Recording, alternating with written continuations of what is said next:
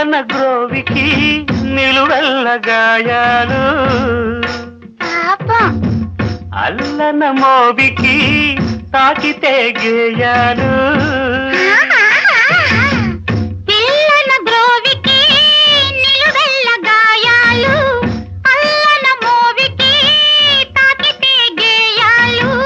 ఆ మురళి మూగైనా ఆ పెదవి మోడైనా ఆ గుండె గొంతులో ఈ పాట నిండదా ఈ కడిమి పూసేనా ఆ కలిమి చూసేనా ఎందువలన అంటే అందువలన ఎందువలన అంటే దైవ ఘటన గోవుళ్ళు గోపయ్య